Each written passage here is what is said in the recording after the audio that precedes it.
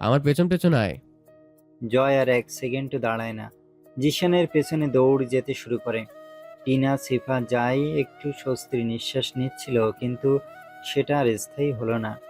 একে তো জঙ্গল, তার উপর তারা দুজন মেয়ে, আর ওরা কিনা তাদের দুজনকে ফেলে দিয়ে চলে যাচ্ছে। ভাবতে ভয়। গাড়ি থেকে দুজন দু সাইডে লাফ মেরে নেমে যায়। এখনো সূর্য ডুবতে অনেকটা সময় বাকি। তবে এই দুধারের জঙ্গলের মাঝে ইট পাথরের রাস্তায় দাঁড়িয়ে মনে হচ্ছে গভীর রাত হয়ে গিয়েছে। চোখের সামনে শুধু রাস্তাটা নিভু নিভু ভাবে আলোকিত হয়ে আছে। জঙ্গলের ভেতরে তাকালে চোখে যেন অন্ধকার নেমে আসে। দুজন ভয়ে না দাঁড়িয়ে থেকে জয়ের পেছনে ছোট লাগায়। জিশানের চোখে মুখে অস্থিরতার ছাপ স্পষ্ট। শুকনো জঙ্গি ঝাঁটা মরখালে পাতার উপরে ধুমধাম করে একের পর এক চরণ ফেলে দৌড়ে এগিয়ে যাচ্ছে। ছোট ছোট পাথর বা ঝাঁটার সাথে পা ভেজে চামড়া ছিলে গিয়েছে, তবে সেটাকে বিন্দুমাত্র পরোয়া না করে দৌড়াচ্ছে। এমনকি বিন্দু পরিমাণও নিজের গতি কমাচ্ছে না। অনেকটা পথ অতিক্রম করার পর অবশেষে সে কাঙ্ক্ষিত ঘরের দেখা মেলে। দেওয়াল ইট পাথরের তৈরি হলেও ছাদ টিনের ছিল। দুটো বড় বড় জানালা, তবে সেগুলোর কোনো প্রকার শিক নেই, একদম খোলামেলা। দরজা বন্ধ থাকলে জানালা দিয়ে দুজন মানুষ অনায়াসে ভেতরে প্রবেশ করতে পারবে। ভাগ্য ভালো জঙ্গলের কোনো জানোয়ার রাতে কিংবা দিনে হামলা করেনি। ভাগ্যের জন্যই কি রাক্ষসে জঙ্গি জানোয়ার হামলা করেনি, নাকি নিখুঁতভাবে শকুনের মতো তীক্ষ্ণ চোখে মেয়েটা রক্ষাকর্তা বেশে কেউ একজন পাহারা দিয়েছিল। জিশান কোনো প্রকার না দাঁড়িয়ে ঘরের ভেতর প্রবেশ করে। ইতিমধ্যে জয়, সিফা, টিনা ওরাও জিশানের পেছন পেছন ঘরের ভেতর প্রবেশ করে, এবং তাদের সামনে কিছুটা দূরে উপুড় হয়ে রক্তাক্ত অবস্থায় একটা মেয়েকে পড়ে থাকতে দেখে আতকে টিনা সিফা জোরে চিৎকার দিয়ে সমান তালে দুজন দুপা পিছিয়ে আসে। জয় মেয়েটার অবস্থা দেখে চোখ সরিয়ে এক হাত কোমরে রেখে অপর হাতে কপালে চেপে ধরে চোখ বন্ধ করে নেয়। যদিও মেয়েটার মুখে রক্তে মাখামাখি হয়ে থাকার কারণে চেহারা স্পষ্ট বোঝা যাচ্ছে না, কিন্তু জয়ের চেহারায় আফসোসের রেশের কোনো কমতি নেই। ইস, কি সাংঘাতিক মর্মান্তিক অবস্থা, তাও আবার একটা মেয়ের। সামনের অবিশ্বাস্য দৃশ্য দেখে জিশান এই মুহূর্তে যেন পাহাড়ের ডিঙায় দাঁড়িয়ে আছে। তবে সে তো এতটাও দুর্বল নয়। তাহলে এত কেন ভয় হচ্ছে? শ্বাস কেন আটকে যাচ্ছে? কেন মনে হচ্ছে সামনে সে পা বাড়ালে যদি পিছলে যায়? সে অনেক কষ্টে ঢোক গেলে কপালে চিকচিক করে ঘাম জমে উঠেছে। শ্বাস যেন ঠিক মতো নিতে পারছে না। জিশান হঠাৎই পিছন ফিরে দাঁড়ায়, চোখ বন্ধ করে দুহাত মুঠোবন্দিতে চেপে ধরে দাঁত খিঁচে নিজের ভেতরের দহন দমিয়ে রাখার প্রাণপণ চেষ্টা চালাচ্ছে। শ্বাস নিতে তার কষ্ট হচ্ছিল, তার বুকটা ওঠানামা করছে দ্রুত। ধীরে ধীরে সে হাঁটু গেড়ে নিচে বসে পড়ে। যন্ত্রণা যেন তাকে ভেতর থেকে ভেঙে গুড়িয়ে দিচ্ছে। দুহাত ফ্লোরে ঠেকাতে হাতের মুঠোর বাঁধন ক্রমশ আলগা হয়ে আসে। প্রতিটা আঙুল ফ্লোরে একটা একটা ছড়িয়ে মাথাটা হঠাৎই উপরের দিকে তুলে বুকের ভেতরের জমে থাকা চাপা কষ্টটাকে আর আটকে রাখতে না পেরে সে এক তীব্র চিৎকার করে উঠল। সেই চিৎকারে ভেঙে পড়ল তার সমস্ত সংযম। বেরিয়ে এলো অদৃশ্য এক যন্ত্রণার আর্তনাদ। বুক চিরে এসেছে চেপে রাখা কষ্ট হালকা হওয়ার উদ্দেশ্যে।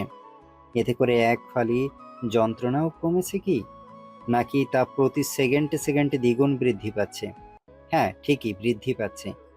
কমার বদলে ভেতর থেকে যেন উতলিয়ে উতলিয়ে বেরোচ্ছে। টিনা, সিফা সেদিক থেকে নজর সরিয়ে জিশানের দিকে অবাক দৃষ্টিতে তাকায়।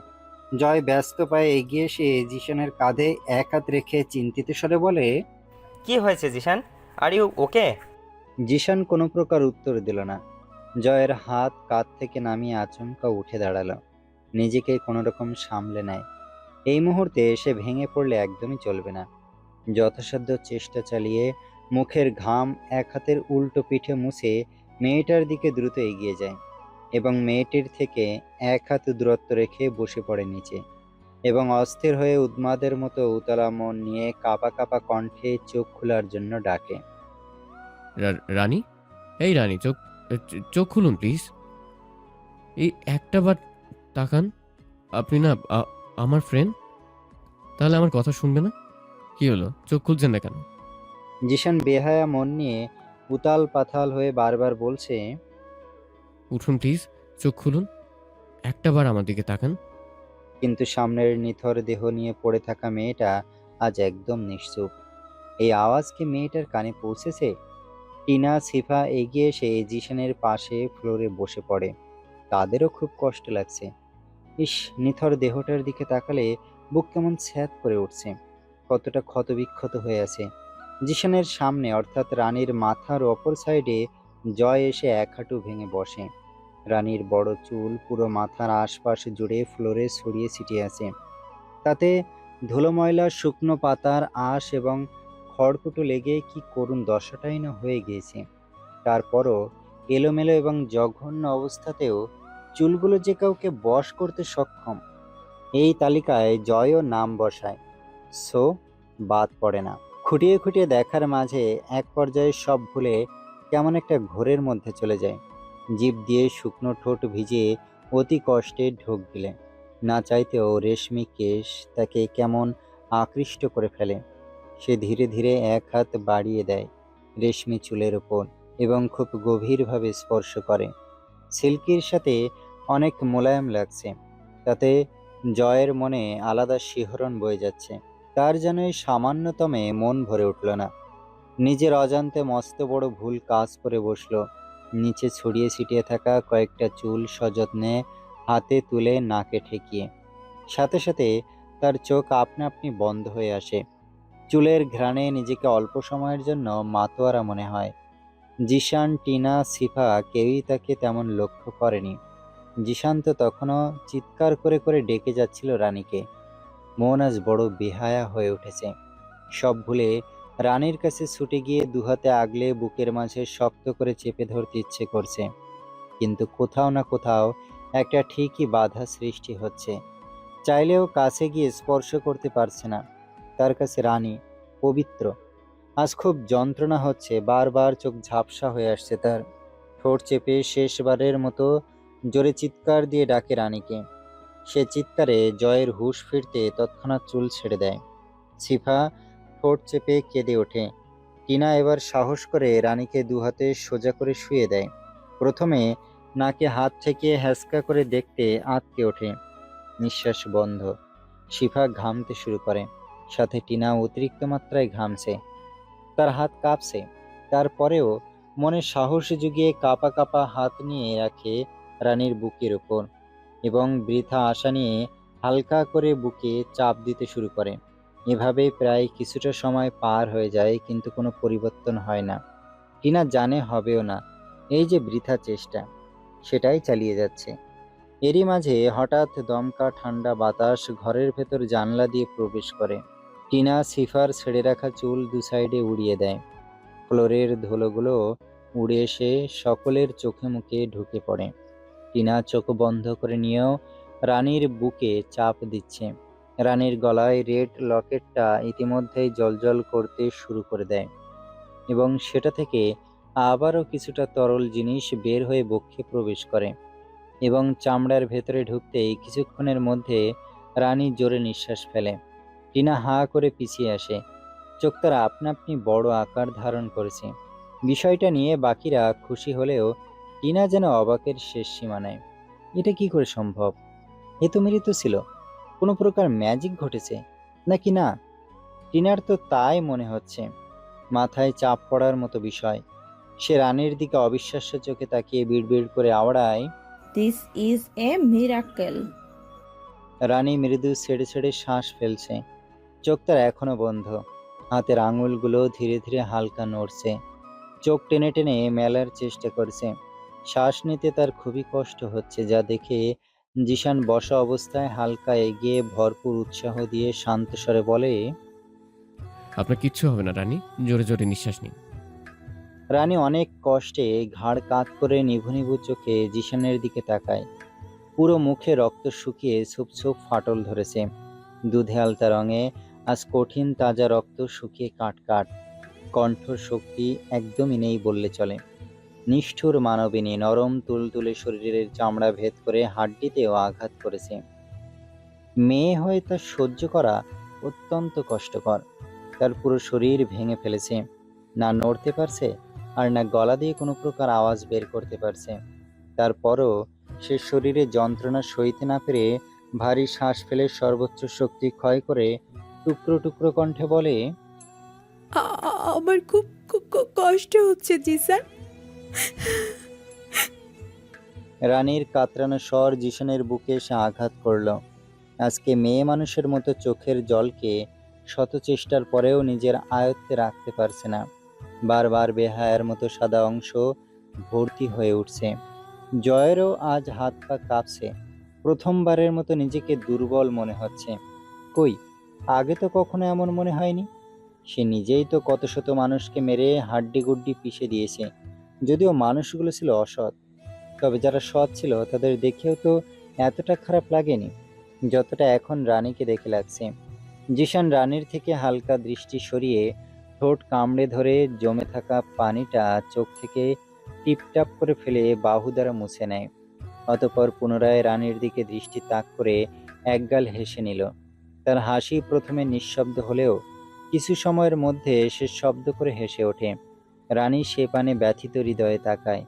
জিশান রানীর চোখে চোখ রেখে দুহাতের বৃদ্ধাঙ্গুলি উঁচু করে খুব নর্মাল ভাবে বলে, come on Rani, Rani is very strong. পরপর তর্জনী আঙুল রানীর ঠোঁটের কোণে তাক করে ভুরু কুঁচকে সিরিয়াস ভঙ্গিতে বলে। রানী নিভু নিভু হয়ে আসা চোখ আর একটু ছোট হয়ে আসে। প্রশ্নবোধক ভাবে হালকা করে মাথা নাড়িয়ে বুঝায়। কি? জিশান ঠোঁট পাউট করে দুহাত বুকে গুজে হাসতে হাসতে জানায়। কেন মিষ্টি হাসি? জিশানের কথা শুনে জয়, সিফা, টিনা তিনজনই একসঙ্গে হেসে ওঠে। তারাও বুঝতে পারছে জিশান রানীকে নর্মাল রাখার চেষ্টা করছে। রানী চোখের কোণে জমে থাকা অশ্রু নিয়ে ঠোঁট চেপে হাসে। জিশান রানীর দিকে হালকা ঝুঁকে আবারও মুখের ভাবভঙ্গি পাল্টে বুকের বাঁ পাশে এক হাত চেপে ধরে বলে। ইস, সেই মিষ্টি হাসিটা দেখবো বলে এত দূর ছুটে এসেছি। রানী কান্নার মাঝেও আবারও হালকা হেসে উঠল। এই সময়েও জিশান ফ্লার্ট করছে। সে সেটা খুব ভালো করেই বুঝতে পারছে। টিনা অনেকটা সময় নিয়ে নিজেকে সামলেছে। তার কেমন সবকিছু অস্বাভাবিক মনে হচ্ছে। জিশান রানীর থেকে নজর সরিয়ে টিনা সিফাকে ইশারায় বলে রানীকে দুদিক দিয়ে সোজা করে তুলতে। টিনা আপাতত আর এসব নিয়ে মাথা ঘামায় না। জিশানের কথা মতো রানীকে সোজা করে দুবাহু দুদিক থেকে দুজন আঁকড়ে ধরে বসিয়ে দেয়। রানী স্বাভাবিক থাকার চেষ্টা করে, কিন্তু যন্ত্রণায় সে বারংবার কাতরে ওঠে। শ্বাস নিতে পারছে না। তার চোখ ধীরে ধীরে আবারও বন্ধ হয়ে আসে এবং সিফার কাঁধে ঢুলে পড়ে। রানীকে ঢুলে পড়তে দেখে টিনা আবারও চমকে ওঠে। জয় সিফাকে উদ্দেশ্য করে চিন্তিত স্বরে বলে। কি হয়েছে দেখ তো একটু। সিফা মাথা নাড়িয়ে হ্যাঁ সূচক উত্তর দেয় এবং নাকে আঙুল ঠেকিয়ে চেক করে জানায়। কিছু হয়নি, সেন্সলেস হয়ে গিয়েছে। জিশান তখন উত্তেজিত কণ্ঠে বলে। এখান থেকে ওনাকে নিয়ে দ্রুত বের হতে হবে। তাই সিফা টিনা দুজন রানীকে নিয়ে উঠে দাঁড়ায় এবং দুজন মিলে তাকে কোলে তুলে নেয়। জয় জিশান নিজেদের ফোনের ফ্ল্যাশ অন করে। জিশান আগে বের হয়ে যায়। জয় টিনা সিফাকে মাঝখানে রেখে পেছন পেছন সে বের হয়ে আসে, যাতে করে আলোর কোনো প্রকার সমস্যা না হয়। টিনার গা কেমন ছমছম করছে। আসার সময় যা একটু আলো ছিল, এখন সব কেমন অমাবস্যার আধারে ঢাকা পড়েছে। যদিও এখন 5টা কিংবা 6টা বাজবে, তবে এখন জঙ্গলের ভেতরের মধ্যে রাতের সমান মনে হচ্ছে। সিফা নর্মাল থাকতে পারলেও টিনা কোনোভাবেই পারছে না। জিশান এগিয়ে যাচ্ছে, জয় পেছন পেছন আসছে। যেহেতু ওরা মেয়ে, তাই রানীকে বহন করতে গিয়ে একটু ধীরে ধীরে এগোতে হচ্ছে। জংলি নেকড়ে শিয়াল ডাকছে, যা শুনে টিনার বুক বারবার ধড়ফড়াচ্ছে। গাছপালা ঝাঁটা পেরিয়ে অনেকটা পথ অতিক্রম করার পর টিনা সিফা হাঁপিয়ে যায় এবং রানীকে নিয়ে নিচে বসে পড়ে। জয় তখন তাদেরকে তাগিদ দিয়ে বলে। আর একটু কষ্ট কর, এই তো পথ শেষের দিকে। আরে দোস্ত, আমরা আর পারছি না মেয়েটাকে নিয়ে সামনে এগোতে, পা ধরে এসেছে। জিশান অনেকটা পথ এগিয়ে গিয়েছে। টিনার দুর্বল কণ্ঠস্বর শুনে জয় কি করবে ভেবে না পেয়ে নিজে এগিয়ে আসতে থাকে রানীকে কোলে নেয়ার জন্য। সে মুহূর্তে টিনার নজর ডান দিকে কিছুটা দূরে যায়, যেখানে গাছের পেছনে ঘন কালো অন্ধকারে কিছু একটা জ্বলজ্বল করে রশ্মি ছড়াচ্ছে, যা দেখে টিনার শ্বাস ভারী হয়ে আসে। কৌতূহলবশত নজর সেদিকে অটুট রাখে। হঠাৎ করে গাছের পেছন থেকে একটি মাথা বের হয়ে আসে, হুডি পরিহিত। হুডির সাথে অন্ধকারের জন্য মুখ দেখা যাচ্ছে না, হাতে কিছু একটা আছে, সেটা জ্বলজ্বল করছে। টিনা চিৎকার দিবে দূরের কথা, তার আওয়াজ যেন বন্ধ হয়ে যায়। জয় এসে রানীকে কোলে নেওয়ার আগ মুহূর্তে সে রানীকে নিয়ে একাই দাঁড়িয়ে যায়। ভয়ে তার শরীরে আলাদা শক্তি কাজ করছে। সকলের আগে আগে রানীকে নিয়ে ডানে বামে না তাকিয়ে এক প্রকার দৌড়ে জিশানের পেছন পেছন যেতে শুরু করে। জয় অবাক চোখে তাকায় সেদিকে। শিফা উঠে দাঁড়ায়। টিনাকে হঠাৎ এত অস্বাভাবিক আচরণ করতে দেখে সেও প্রশ্নাত্মক দৃষ্টিতে জয়ের সাথে সামনে এগিয়ে যায়। ঠিক তখনই গাছের পেছনের ব্যক্তিটি ঘাড় বাঁকিয়ে অদ্ভুতভাবে শয়তানি হাসে। কিছুটা পথ অতিক্রম করার পর অবশেষে তারা রাস্তার দেখা পায়। যদিও কতবার হোঁচট খেয়েছে তার কোনো হিসেব নেই। টিনা রানীকে গাড়ির কাছে নিয়ে এসে পেছনের সিটে শুয়ে দেয়। সিফা পাশে উঠে বসে। টিনা গাড়িতে ওঠার আগ মুহূর্তে একবার জঙ্গলের দিকে তাকায়। শত শত জোনাকি পোকা জ্বলজ্বল করছে। তার মাঝে জঙ্গলের কিছুটা গভীরে কেউ একজন রহস্যময়ভাবে হাঁটছে। টিনা শিওর ওই হুডি পরা লোকটাই হবে। হাতে সে অলৌকিক জ্বলতে থাকা জিনিসটাও আছে। তার পা ফেলার ধাপ জানান দিচ্ছে কতটা নির্ভয়ে এগোচ্ছে। টিনাকে গাড়িতে উঠতে না দেখে জিশান চেঁচিয়ে ওঠে। এখন দাঁড়িয়ে থাকার সময় নয়, টিনা। টিনা চমকে উঠে জঙ্গলের থেকে নজর সরায় এবং ভরপুর আতঙ্ক নিয়ে গাড়িতে উঠে বসতেই জিশান গাড়ি নিয়ে তৎক্ষণাৎ ছোটে। Time skip. মাঝপথে হঠাৎ জিশান আচমকা গাড়ির ব্রেক করে বসে। জয় সামনের দিকে খানিকটা নুয়ে পড়ে। নিজেকে সামলে মাথা তুলে জিশানের দিকে চোখ সরু করে তাকিয়ে প্রশ্ন করে। আবার কি হলো? জিশান নজর গাড়ির সামনে স্থির রেখে কোনো উত্তর দেয় না।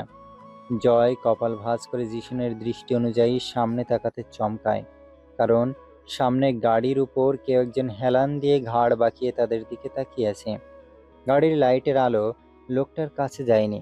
সে গাড়ি থেকে বেশ খানিকটা দূরে থাকার কারণে আলো তার নাগালে পৌঁছায়নি, কিন্তু তার শরীরের গঠনও মারাত্মকভাবে ঘাড় বাঁকানোর সাথে বলিষ্ঠ দেহ নিয়ে দাঁড়িয়ে থাকার স্টাইলই জানান দিচ্ছে সে কে হতে পারে। জিশান ঘামতে শুরু করে। কুলকিনারা ভুলে আস্তে করে গাড়ি থেকে নেমে দাঁড়ায়, সাথে জয়ও নেমে যায়। টিনা সিফা বুঝতে পারে না কিসের জন্য গাড়ি থামিয়েছে। জিশান সামনের দিকে এগোতে লোকটা বাঁকা হাসে, অতপর সোজা হয়ে ঘাড় এদিক ওদিক করে এক হাতে গান ঘোরাতে ঘোরাতে নিজেও খানিকটা এগোয়। মুখোমুখি হওয়ার আগ মুহূর্তে জিশান মুখ ফুটে কিছু বলতে নিলে তার আগেই লোকটা তার শান্ত মস্তিষ্কে সতেজ নির্মল বাক্য ছড়ে। জিদ্দাত কোনো এক্সকিউজ শুনতে আসেনি, শুধু তার একান্ত জিনিসকে হাসিল করতে এসছে। জিদ্দাত এইটুকু বলে আরো বেশ খানিকটা এগিয়ে এসে জিশানের মুখোমুখি দাঁড়িয়ে পরপর দাঁত চেপে রক্তচক্ষু করে শুধায়। I gave it some time doesn't mean I gave it all. থেমে আঙুল উঁচিয়ে বলে। তাই নিজের লিমিটে থাক, তা না হলে এর পরিণাম হবে কল্পনার বাহিরে। মাইন্ডেড। জয় ঘাবড়ে যায়। জিশান হজম করে নেয় জিদ্দাতের কথাগুলো। না চাইতেও সে সামনে থেকে সরে দাঁড়ায়। জিদ্দাত হনহনিয়ে গাড়ির কাছে এসে টিনা সিফার দিকে তাকিয়ে রাগী কণ্ঠে গর্জে ওঠে। Get out of the car. Tina সিফা লাফিয়ে উঠে ভয়ে জিদ্দাতকে দেখে যেন আত্মা উড়ে যাবার মতো অবস্থা। দুজন দুদিক দিয়ে লাফিয়ে নেমে যায়। জিদ্দাত ফ্রন্ট সিটে বসে ইঞ্জিনের ধোঁয়া উড়িয়ে রকেটের গতিতে গাড়ি নিয়ে ছোটে। তবে যাবার আগে জয়ের দিকে ঠোঁটের কোণে অদ্ভুত হাসি বজিয়ে তীক্ষ্ণ দৃষ্টি তাক করে গিয়েছে।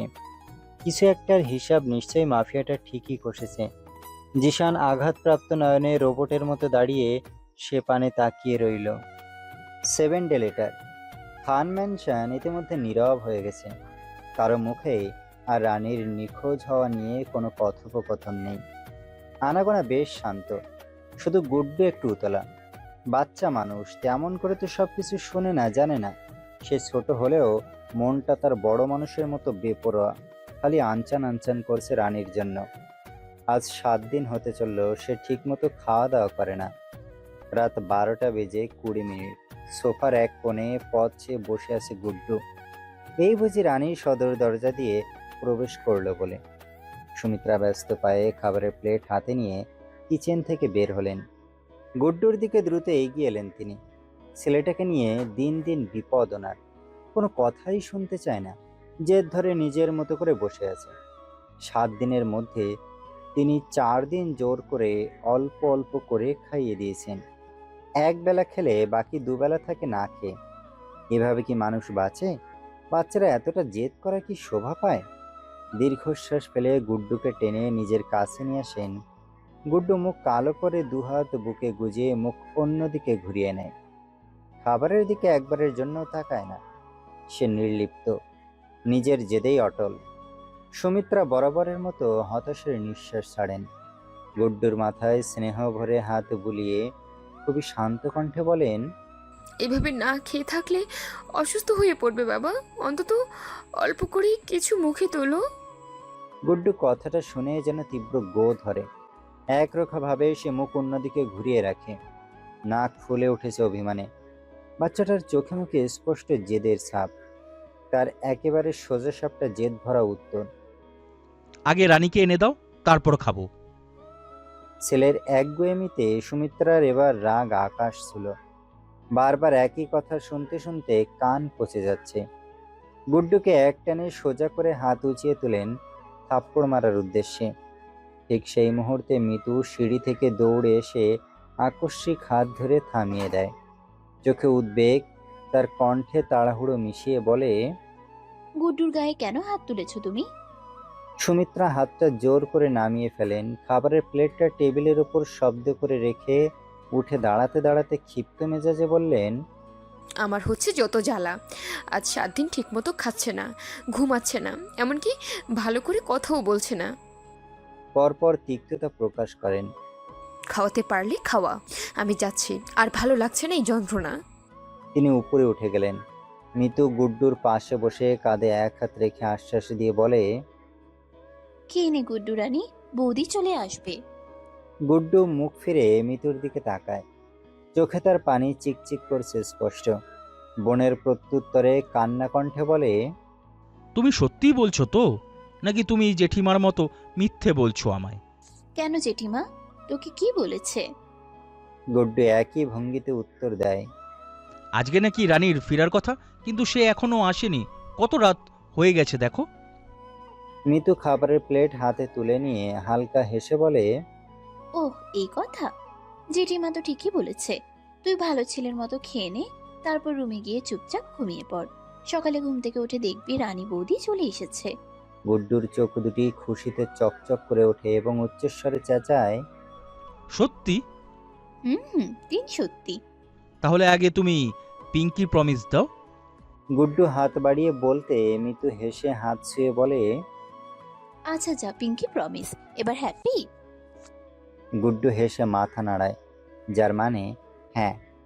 মিতু গুড্ডুকে খাইয়ে দিতে শুরু করে। তার মনের মধ্যেও ভয় কাজ করছে। গুড্ডুকে তো মিথ্যা আশ্বাস দিয়েছে, সকাল হলে তাকে কি জবাব দেবে? ফুল সিঁড়ি দিয়ে নিচে নেমে ওদের পাশে এসে বসে। ইতিমধ্যে ফুলের মনের মধ্যেও খসখস করতে শুরু করেছে। রানীর পরপর জিশানও নিখোঁজ। আর এমনিতেও রানী জিশানকে একসাথে দেখলে কেমন একটা জানি লাগে, সহ্য হয় না তার। রানীর দিকে জিশানের তাকানো, জিশানকে দেখলে রানীর লজ্জা পাওয়া, আবার ওদিনের ছাদের ঘটনা, সব মিলিয়ে ফুলের মনে কেমন খটকা লাগছে, আবার খুব ভয়ও হচ্ছে। রানী জিশান নিখোঁজ হওয়ার পিছনে তাদের দুজনের মধ্যে কোনো না কোনো কানেকশন নেই তো? ফুল ভাবশীলন হয়ে এসব ভাবতে ব্যস্ত। হঠাৎ নিজের গায়ে তীব্র ধাক্কা লাগতে হুসফুস ফেটে যাবে এমন বোধ হয়। সে দ্রুত সামনের দিকে চোখ এলিয়ে তাকায়। তাড়াহুড়ো হতাশার মিশ্রণে বলে, এভাবে কেউ ধাক্কা দেয়? মিতু তখন তাড়াহুড়োতে বলে, কি করব? এমন করে কি এত ভাবছো তুমি? ফুল কি বলবে সেটা ভেবে পাচ্ছিল না। লজ্জার দ্বিধায় সে আমতা আমতা করে উত্তর দিল, ওই কিছু না, ভাবছিলাম রানী বৌদি গেল কোথায়, সেটাই আর কি। মিতুও তখন চিন্তায় মুন্ডু নিচু করে বলে, গুড্ডুকে তো বুঝিয়ে শুনিয়ে খাওয়াবার পর রুমে পাঠিয়েছি। পরপর মুখ গোমড়া করে বলে, তোমার মতো আমারও একই কথা। রানী বৌদি হঠাৎ কোথায় চলে গিয়েছে? ওরা দুজন এই ব্যাপারে আরো কিছুক্ষণ কথা বলে যে যার রুমে চলে যায়। রাত প্রায় 1টা নাগাদ। খান ম্যানশনের বাগান আলোয় ঝলমল করছে প্রতিটি কোণ। রয়েছে পাকাপোক্ত গার্ডদের ব্যবস্থা। প্রতিটি জায়গা এত নিখুঁতভাবে স্পষ্ট যে নিচে হেঁটে যাওয়া পিঁপড়ার চোখে আটকাবে। গার্ডরা নিঃশব্দে দাঁড়িয়ে আছে। তারা মন প্রাণ দিয়ে সতর্ক, চোখ কান সবসময় খোলা। সাধারণ মানুষের চেয়ে 2 ধাপ এগিয়ে। তবে সাবধান, অন্যথায় গর্দান যাবে। মাফিয়ার খোলসা নির্দেশ ভুল না হওয়া চাই। হঠাৎ বাহির থেকে গাড়ির রমরমা আওয়াজ ভেসে আসে। সেই পরিচিত প্রতিদিন আসা যাওয়া গাড়ির, যার সাথে সবাই অভ্যস্ত। সেটি দেখে কিছু গার্ড ঝটপট ভেতরে খবর পৌঁছে দেয়। মুহূর্তের মধ্যে কয়েকজন গার্ড নিজেদের ডিউটির দায়িত্ব পালনের উদ্দেশ্যে ছুটে গেট খুলে দেয়। তারা সকলে মোটা অঙ্কের টাকার কাছে দায়বদ্ধ, তাই তো দিন রাত জানের পরোয়া করে না। গাড়ির স্বচ্ছ গেট দিয়ে ধীরে ধীরে প্রবেশ করে থামে। ড্রাইভারের সাবধানে দরজা খুলে দেওয়ার সঙ্গে সঙ্গে গার্ডরা 2 পাশে এসে দাঁড়ায়। রামদাস গাড়ি থেকে নেমে দাঁড়ান। গার্ডেদের উদ্দেশ্যে এমপিকে বাড়ির ভেতর নিরাপদে পৌঁছে দেওয়া। দুপাশে দাঁড়ানো গার্ডের চাহনি, নিঃশব্দ সতর্কতা। রামদাস 2 কদম এগিয়ে যান। গার্ড দুজন রামদাসের সাথে এগোতে নিলে তিনি দাঁড়িয়ে যান, যা দেখে গার্ডগুলোও দাঁড়ায়। রামদাস ঘাড় বাঁকিয়ে ডান দিকের গার্ডের দিকে কড়া দৃষ্টিতে তাকান। গার্ড তখন কিছুটা ভয় পেয়ে 1 কদম পিছিয়ে আসে। রামদাস ডান দিক থেকে এবার বাঁ দিকে একই ভঙ্গিতে তাকাতে দুজন গার্ড বুঝতে পারে উনি কি বুঝাতে চাইছেন। এই মুহূর্তে তিনি তাদেরকে নিজের সাথে নিতে চাইছেন না, তাই দুজনে একসাথে মাথা নিচু করে বেশ কিছুটা পিছিয়ে যায়। গার্ডরা নিঃশব্দে সরে দাঁড়াতেই রামদাস আবারও সামনে পা বাড়ালেন। ওনার পদক্ষেপে ছিল অভ্যাসের শীতল নিশ্চয়তা। কিন্তু ফোয়ারার জলের ধারে এসে আচমকাই থেমে দাঁড়ালেন তিনি। 1 মুহূর্ত চোখ স্থির রইল। পানির ঢেউয়ে অল্প সময়ের ভেতরেই কিছু একটার হিসাব কষে নিলেন। পরিকল্পনা বদলে গেল ওনার। বাড়ির দিকে নয়, ধীরে নিশ্চিন্ত ভঙ্গিতে তিনি গেস্ট হাউসের দিকে পা বাড়ালেন। সেই পথে হাঁটার সময় সুইমিং পুল থেকে পানির ছমছম শব্দ কানে ভেসে আসে। অস্বাভাবিক সময়ের তুলনায় কিছুটা বেমানান, কিন্তু সেটাকে উপেক্ষা করলেন তিনি। আপাতত নিজের চিন্তার গভীরতায় ডুবে আছেন। কোনো কিছুকে গুরুত্ব দেওয়ার মতো অবকাশ নেই এখন ওনার কাছে। গেস্ট হাউসের দরজা পেরিয়ে তিনি প্রবেশ করেন ভেতরের অন্ধকারে। কিছু সময় পর আবারও বেরিয়ে এলেন তিনি। মুখের রেখা শক্ত, চোখের কোণে চাপা উত্তেজনা স্পষ্ট। তার সাথে বোঝা যাচ্ছে কিছু একটা নিয়ে তিনি খুব গভীরভাবে চিন্তিত। রামদাস কপাল ঘষতে ঘষতে ধীরে ধীরে কয়েক পাশ সামনে এগিয়ে এলেন। পাঞ্জাবির পকেটে 1 হাত ঢুকিয়ে বের করলেন সিগারেটের প্যাকেট। অভ্যস্ত ভঙ্গিতে একটা সিগারেট ঠোঁটের কোণে গুজে দেশলাই জ্বালাতেই ক্ষণিকের জন্য ওনার মুখটা আলোর ঝলকে স্পষ্ট হয়ে ওঠে। চোখে চাপা উদ্বেগের ছায়া। একটা লম্বা টান নিতে এই ধোঁয়া ধীরে ধীরে বেরিয়ে এসে মিশে যায় রাতের শীতল বাতাসে। ঠিক তখনই ওনার দৃষ্টি আটকে যায় সুইমিং পুলের এক কোণে। অন্ধকার, অস্বাভাবিক রকমের অন্ধকার। এই পাশটায় লাইট লাগানো হয়নি কেন? প্রশ্নটা মাথার ভেতর ঠকঠক করে বাজতে লাগে। রামদাস চোখ সরু করে তাকালেন সেদিকে। দূরের লাইটের আবছা আভায় কিছু একটা অস্পষ্টভাবে নড়ে উঠছে পানিতে। কৌতূহলী জাগলো মনে। পর মুহূর্তে মনে মনে আওড়ালেন, নাকি সেটা কেবলই চোখের ভুল? তিনি কোমরে 1 হাত রেখে পরপর কয়েকটা টান দিলেন সিগারেটে। ধোঁয়ার কুণ্ডলি চারপাশে ঘুরপাক খেতে শুরু করে। তার সাথে নীরবতা আরো ঘনীভূত হয়। ঠিক তখনই হঠাৎ করে ফোন বেজে ওঠে। নিস্তব্ধতার বুক চিরে তীক্ষ্ণ সেই রিংটোনে আপাতত অন্ধকারের অস্বস্তিকে পাশ কাটিয়ে রামদাস কোমর থেকে হাত সরালেন। ধীর ভঙ্গিতে পাঞ্জাবির পকেটে হাত ঢুকিয়ে ফোন বের করলেন। স্ক্রিনে ভেসে থাকা নাম্বারটা চোখে পড়তেই কপালের ভাঁজ আরো গভীর হলো। অচেনা। দেশসেবী মানুষ হিসেবে এমন কল নতুন কিছু নয়।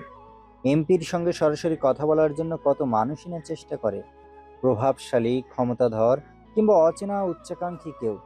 কিন্তু সুযোগ মেলে কজনের? খুব বেশি হলে সর্বোচ্চ 1 বা 2 জন। বাকিরা নিরন্তর চেষ্টা চালিয়ে একসময় ক্লান্ত হয়ে থেমে যায়। রামদাস ভাবলেন এই নাম্বার তো কারো হাতে যাওয়ার কথা নয়। এক মুহূর্তের জন্য সন্দেহটা ওনার ভেতরে কাঁটার মতো বিঁধে তারপরে নিজেকে সামলে নিলেন। হয়তো চেনা কারো নাম্বার, শুধু মনে পড়ছে না, এমনটা হতেই পারে। আর দেরি না করে কলটা রিসিভ করলেন তিনি। হ্যালো। ওনার কণ্ঠ ভেসে যেতেই ওপাশে এক ধরনের চাপা উল্লাস ছড়িয়ে পড়ে। বহু প্রতীক্ষার পর কাঙ্ক্ষিত দরজা খোলা পেয়েছে। লোকটা যেন ঠিক এই মুহূর্তটার জন্যই অপেক্ষা করছিলেন, তাই তাড়াহুড়ো করে বলেন, প্রণাম এমপি সাহেব। রামদাস সংক্ষিপ্ত স্বরে প্রণাম গ্রহণ করলেন। ওনার কণ্ঠে ছিল স্বাভাবিক দৃঢ়তা, তবে অপর ব্যক্তি সঙ্গে সঙ্গেই দম নেয়ার সময়টুকু ব্যয় না করে দ্রুত বলে, দয়া করে কল কাটবেন না সাহেব। রামদাস একটু থমকে গেলেন। কণ্ঠের ভেতরে লুকিয়ে থাকা আতঙ্কটা এড়ালো না। বুঝলেন লোকটার হয়তো গুরুত্বপূর্ণ কিছু বলার আছে। তিনি খানিকটা সময় নিয়ে নরম স্বরে বলেন, ঠিক কী কারণে কল দিয়েছেন? আমি কি কোনোভাবে পাশে দাঁড়াতে পারি? ওপাশে কিছুক্ষণ নিঃশ্বাসের শব্দ ছাড়া আর কিছু শোনা যায় না। অবশেষে অল্প সময়ে সাহস জোগাড় করে লোকটা বলতে শুরু করেন, আসলে সাহেব আপনি রামদাস ভুরুকুচকে বলে, হ্যাঁ আমি। তারপর বলুন।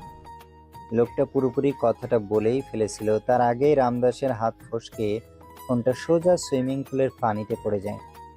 জল শক্ত হয়ে আসে ওনার। আর একটু হলেই লোকটার পুরো কথাটা জানা যেত।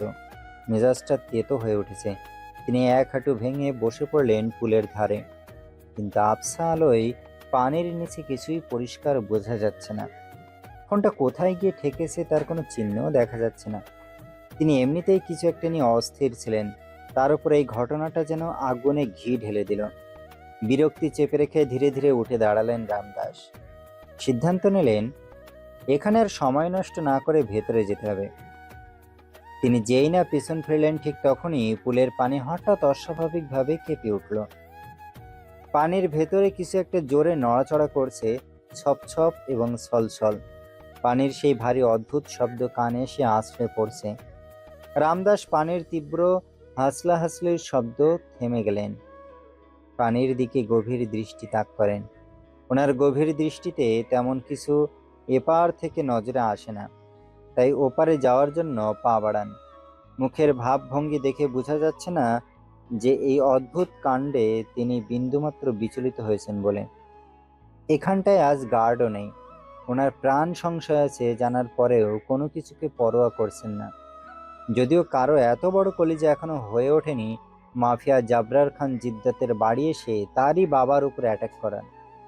রামদাস অপর পাশে আসতে দেখলেন পানিটা অতিরিক্ত মাত্রায় নড়ছে। নিচ থেকে শক্তিশালী কিছু একটা উপরের দিকে ঠেলে আসছে। রামদাস দুহাঁটু ভেঙে বসে পড়লেন। পাঞ্জাবির হাতা গুটিয়ে কনুই পর্যন্ত তুলে নিলেন। চোখে তখনও সেই অদ্ভুত স্থিরতা। কোনো প্রকার দ্বিধা ছাড়া তিনি হাত ডুবিয়ে দিলেন পানির ভেতর। প্রথমে হাতের নাগালে কিছুই এলো না, আরও নুয়ে পড়লেন। এবার হাতটা পানির ভেতরে নামালেন। হঠাৎ আঙুলে কিছু একটা ছুঁয়ে গেল, নরম অথচ জট পাকানোর মতো। চুল! একটু দেরি করলেন না, মুহূর্তেই মুঠো শক্ত করে আঁকড়ে ধরলেন সেটা। সমস্ত শক্তি প্রয়োগ করে এক ঝটকায় টেনে তুললেন উপরের দিকে। ছপাত শব্দে পানি ছিটকে উঠে চারপাশে ভিজিয়ে দিল। রামদাসের সাদা পাতলা পাঞ্জাবি মুহূর্তের মধ্যে ভিজে গিয়ে শরীরের তামাটে রঙের সাথে লেপ্টে যায়। ফোঁটা ফোঁটা পানি ওনার চোখ মুখ বেয়ে গড়িয়ে পড়ে, কিন্তু এসবের দিক থেকে ধ্যান খেয়াল ছেড়ে এক হাতে চোখের পানি ঝেড়ে ফেলে অন্য হাতে শক্ত করে ধরা জিনিসটার দিকে তাকালেন। মুহূর্তেই ওনার চোখ বিস্ফোরিত হয়ে ওঠে। বিস্ময় আর অবিশ্বাস্য সুরে মুখ ফুটে বেরিয়ে আসে, হরি তুই? রামদাস ধীরে ধীরে মুঠো শিথিল করতেই ভেজা চুল হাতছাড়া হয়ে যায়। হরিরাম কষ্ট করে নিজেকে টেনে পুলের ধারে উঠে বসেন। বুক ওঠানামা করছে দ্রুত ছন্দে। ভেজা শরীরের উপরেও যেন অস্বাভাবিক ঘাম জমেছে। উনি কি স্বাভাবিক নাকি ভয় পাচ্ছেন? কোনো প্রকার উত্তর না দিয়ে মাথা নিচু করে রইলেন। রামদাস ভুরুকুচকে আবারও বলেন, তুই এখানে এত রাতে পুলের পানিতে কি করছিস? হরিরাম ধীরে ধীরে মাথা তুলে জোর করে ঠোঁট টেনে হাসি ফুটিয়ে বলেন, আরে দাদা, আমি তো প্রায় রাতেই এখানে এসে স্নান করি। কথাটা যতটা স্বাভাবিক শোনানোর চেষ্টা করিয়েছে ঠিক ততটাই বেমানান লেগেছে। রামদাস আর কথা বাড়ালেন না। কিন্তু চোখ স্থির হয়ে রইল হরিরামের ওপর। মাথার ভেতর প্রশ্নগুলো একটার পর একটা ধাক্কা খেতে লাগলো। তিনি তো এখানে এসেছেন প্রায় আধা ঘন্টা আগে, তাহলে হরিরাম এতক্ষণ পানির নিচে কি করছিল? শ্বাস নিল বা কিভাবে? এই প্রশ্নগুলো ঠেলে উঠল গলার কাছে, কিন্তু তিনি সেগুলো উচ্চারণ করলেন না। পর মুহূর্তে নিজেকে থামালেন, ভাবেন হয়তো সাঁতার কাটছিল, তিনি খেয়াল করেনি। এসব আর না ভেবে উঠে দাঁড়িয়ে হরিরামকে তাড়া দিয়ে বলেন, তাড়াতাড়ি ভিতরে গিয়ে চেঞ্জ করে নে, ভেজা কাপড়ে থাকলে ঠান্ডা লেগে যাবে। হরিরামও হ্যাঁ সম্মতি জানালেন। আদার সাইড, সারা সবেমাত্র সুমির রুম থেকে বের হয়ে নিজের রুমের দিকে যাচ্ছে। রুমে এসে দরজা লক করে সোজা বেডের কাছে আসে, অতঃপর বেডের উপর লক্ষ্য না করে দুহাত মেলে খুশি মনে শুয়ে পড়ে। সাথে সাথে সে লাফিয়ে ওঠে। তার পিঠে শক্ত কিছু একটা ঠেকলো, যার দরুন বেশ খানিকটা ব্যথাও পেল সে। এক হাতে পিঠ ডলতে ডলতে বিরক্তিকর শ্বাস ফেলে। বেডশিটের ওপর কি রেখেছে? এত শক্ত কেন লাগছে? সারা বিড়বিড় করলো, ডিসকাস্টিং। পিছনে ফিরে দেখার উদ্দেশ্যে বেডে তাকাতে সঙ্গে সঙ্গে গলা ফাটিয়ে চিৎকার দিয়ে বেড থেকে লাফিয়ে নেমে গেল। সারা শরীর থরথর করে কাঁপতে শুরু করে তার। সে বেডশিটের দিকে চোখ বড় বড় করে তাকিয়ে রয়। পুরো চাদরে তাজা রক্ত লেগে আছে। ভয়ে শুকনো ঢোক গেলে চাদরের নিচে কিছু একটা রাখা আছে।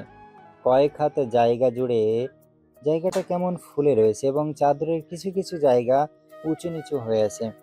ইতিমধ্যে সে ঘামতে শুরু করে। তাকে খুব করে ভাবাচ্ছে এখানে রক্ত আসবে কোথা থেকে, আর চাদরের নিচে বা কি এমন আছে? রক্ত দেখেই তো তার নাজেহাল অবস্থা, আর যদি চাদরের নিচে কি আছে দেখে তাহলে তার কিরকম অবস্থা হবে? সারার এখন অতিরিক্ত ভয় হতে শুরু করে। একে তো শরীরের যন্ত্রণার সাথে পায়ের ব্যথা তাকে ভীষণ ক্লান্ত বানিয়ে দিয়েছে। সবেমাত্র স্বস্তি পেয়ে একটু রেস্ট করতে এসেছিল, আর এখানে কিনা এই অদ্ভুত ঘটনা। সারা কোনো রকম মনে একটু সাহস জোগায়, অতঃপর বুকে এক হাত রেখে বেডের কাছে এগিয়ে আসতে শুরু করে। কদম ফেলতেও যেন ভয় হচ্ছে। মাঝরাতে নিজের বেডে রক্ত দেখলে কার না ভয় লাগবে না? সারার আত্মা কাঁপছে। তারপরেও কোনো রকম বেডের কাছে সে নুয়ে কাঁপা কাঁপা হাতে বেডশিট খামচে ধরে আচমকা টান দিয়ে সরিয়ে ফেলে। অতঃপর বেডে তাকাতে চাদর ছিটকে ফেলে চিৎকার দিয়ে মুখে এক হাত চেপে পিছিয়ে আসে। সারা যেন আশ্চর্যজনক কিছু দেখে ফেলেছে, সেটা তার কল্পনার বাইরে ছিল। সে চোখকে বিশ্বাস করতে পারছে না। ভয়ে কলিজা নড়ে চড়ে উঠছে। দ্বিতীয়বার মুখ দিয়ে একটি শব্দ বের করার মতো শক্তি তার আর হয়ে উঠছে না। অবিশ্বাস্য চোখে বেডের উপরে থাকা একে একে 6টা কাটা হাতের দিকে তাকিয়ে আছে। তার এক মুহূর্তের জন্য মনে হচ্ছে সে ঘুমের ঘরে স্বপ্ন দেখছে। চোখ দুটো অল্প সময়ের জন্য খিচে বন্ধ করে মনে মনে আওড়ায়, oh God, this is like a dream. সে আরো বলে। চোখ খুললে যেন এসব আর দেখতে না পায়। কয়েকটা জোরে শ্বাস ফেলে ধীরে ধীরে চোখ মেলে বেডের দিকে তাকাতে আবারও হালকা চিৎকার দিয়ে পিছিয়ে আসে। সে আর এক মুহূর্তে স্থির থাকতে পারে না। দৌড়ে দরজা খুলে সুমির রুমের দিকে ছোটে। করিডোরের নিস্তব্ধতা ভেঙে তার তাড়াহুড়ো পায়ের শব্দ প্রতিধ্বনিত হতে লাগে।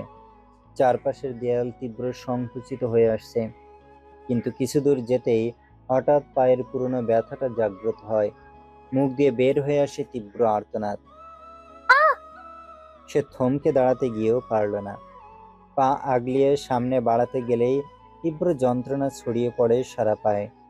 পর মুহূর্তে ভারসাম্য হারিয়ে নিচে বসে পড়ে। এক হাতে পা শক্ত করে চেপে ধরে। এই মুহূর্তে মাংসপেশির ভেতর যেন কেউ ছুরি চালাচ্ছে।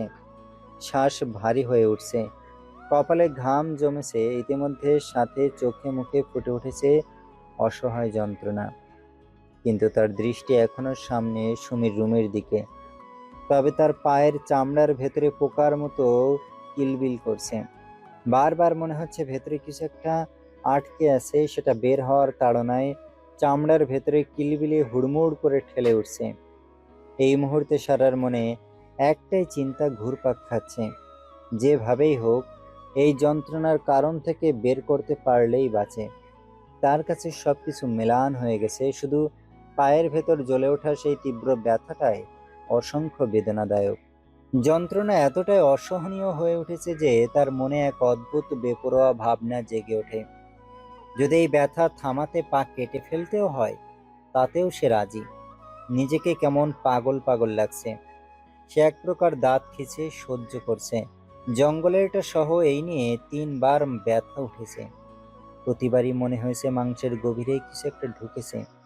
একবারও ব্যতিক্রম হয়নি, তাই মনে হচ্ছে একে তো রুমে তাজা রক্ত এবং কাটা হাত দেখে তার অবস্থা নাস্তানাবুদ।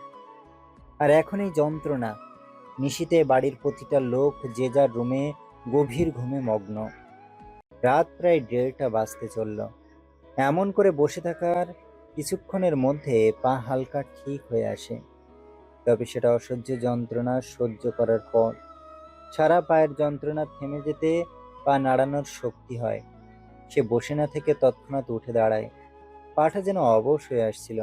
এই মুহূর্তে আর কোনো কিছু না ভেবে সুমির রুমের দিকে ধুমধাম কদম ফেলে দ্রুত দরজার সামনে এসে দাঁড়ায় এবং জোরে জোরে দরজা ধাক্কাতে থাকে। তার শরীর এখনো কাঁপছে। অনেকক্ষণ এভাবে পার হয়ে যায়। এত করে দরজা ধাক্কানোর ফলেও যখন কোনো কাজ হচ্ছে না দেখে সারা চেঁচিয়ে ওঠে। দরজা দরজা খোলো প্লিজ, তুমি কি শুনতে পাচ্ছ? সারার চেঁচামেচির মাঝে সুমি খটাখট শব্দে দরজা খুলে বিরক্ত কণ্ঠে বলে, এত রাতে দরজার সামনে দাঁড়িয়ে ষাঁড়ের মতো চিল্লাচিল্লি করছিস কেন গর্দ? সুমির চোখ মুখ দেখেই বোঝা যাচ্ছে সে প্রায় ঘুমিয়ে পড়েছিল। সারার ডাকাডাকিতে তার মেজাজ পুরোপুরি বিগড়ে গেছে। তবে সেটা পাত্তা না দিয়ে সারা কাঁপা কাঁপা হাতে নিজের রুমের দিকে দেখিয়ে আতঙ্কিত স্বরে বলে, আমার রুমে। সারার মুখ দিয়ে কথা বেরোচ্ছে না। সুমি বিরক্ত হয়ে ধমকের সুরে বলে, তোর রুমে কি? আমতা না করে ঠিক করে বল গাধা। সারা ধমক খেয়ে নিজেকে সামলে আমতা আমতা বাদ দিয়ে এক নিঃশ্বাসে চোখ বন্ধ করে বলে ফেলে, আমার আমার বেডের চাদরের নিচে 6টা কাটা হাত রাখা। সুমির ভ্রু আপনা আপনি কুঁচকে আসে। সারার কপালে এক আঙুলে হালকা করে গোতা মেরে দাঁত চিবিয়ে বলে, পাগল হয়ে গেছিস তুই? সারা তখন দ্রুত দুহাত নাড়িয়ে তাড়াতাড়ি করে বলে, না, আমি পাগল হইনি। তোমার বিশ্বাস না হলে নিজের চোখে গিয়ে দেখে এসো। সারা কথা বলার ধরন ছিল আতঙ্কের মধ্য দিয়ে থাকার মতো। সুমি সারার বলার ধরন লক্ষ্য করে কিছুটা আন্দাজ করে বলে, ওকে চল দেখে আসি। সারা সুমির হাত ধরে নিজের রুমের দিকে নিয়ে যেতে থাকে। রুমের সামনে এসে সুমিকে টেনে এসে নিজেই বেডে লক্ষ্য না করে আঙুল দিয়ে সেদিকে দেখিয়ে বলে, দেখো, এবার বিশ্বাস হয়েছে তোমার? হয়েছে। ঘোড়ার ডিম। পরপর দাঁত চেপে। বেডে তো কিছুই নেই। সারা তখন বেডে তাকাতে চমকায়। আসলেই কিছু নেই। বেডশিট একদম ফিটফাটি আছে, কোনো প্রকার রক্ত কিংবা হাতগুলো নেই। সে অবাক কণ্ঠে আওড়ায়, এখানেই তো ছিল। সুমি তখন সারার মাথায় থাপ্পড় বসিয়ে বলে, ঘুমের ঘরে উল্টাপাল্টা দেখে আমার ঘুমের 12টা বাজিয়ে দিয়েছিস তুই, গাধা কোথাকার। সুমি সারাকে বকাঝকা করে রুম থেকে বের হয়ে আসে। সারা বোকার মতো বেডের দিকে তাকিয়ে রয়। সুমি নিজের রুমের দিকে যেতে নিলে তার কেমন মনে হলো কেউ একজন আছে আশেপাশে। তাই সে ভালো করে চারিদিকে নজর বুলায়। চোখের নাগালে কিছুই দেখতে পায় না। মনের ভুল ভেবে রুমে এসে দরজা বন্ধ করে পেছন ফিরতে বেডে বিশাল একটা রেপিং পেপারে মোড়ানো বক্স দেখে খানিকটা চমকায়। তবে গতিসীমা বাড়িয়ে বেডের কাছে এগিয়ে আসে। বক্সের উপরে একটা ছোট চিরকুট রাখা। আজ তো তার তেমন বিশেষ কোনো দিন নয়, তাহলে? সুমি ভাবে হয়তো কেউ তার সাথে ইচ্ছা করে প্রাণ করছে। কৌতূহলবশত চিরকুটটা সে হাতে তুলে নেয় এবং সেটা খুলতে নজরে আসে গুটি গুটি অক্ষরে লেখা ইট ফর ট্যাট। সে ভয়ে ঢুক গেলে। একে তো লেখাগুলো ছিল রক্ত দিয়ে লেখা, তার উপর শেষে ডেভিল স্মাইল মার্কার করা। ভীষণ রকম ভাবে মনে হানা দিল, চিরকুটি যদি এমন হয় তাহলে বক্স কি হতে পারে। বিলম্ব না করে সে দ্রুত চিরকুট মেলে র্যাপিং পেপার খুলতে শুরু করে দেয়। এক পর্যায়ে সব খোলা শেষ হলে সাহসে জুগিয়ে বক্সের মুখ ওপেন করে ভেতরে তাকাতে ঘাবড়ে যায়। তবে সে এতটাও দুর্বল নয় যে ভেতরের জিনিস দেখে ভয়ে কাতর হয়ে পড়বে। বেশি ভয় না পেলেও চিন্তায় পড়ে যায় কে তাকে সব পাঠিয়েছে। মেরে বসে পড়ে। এভাবেই রয় কতক্ষণ, অতঃপর কিছু একটা ভেবে বক্সের ভেতরে আবারও তাকায়। ইস, একটা নয়, তিনটে কাটা মাথা, তাও রক্তে পুরো মাখামাখি।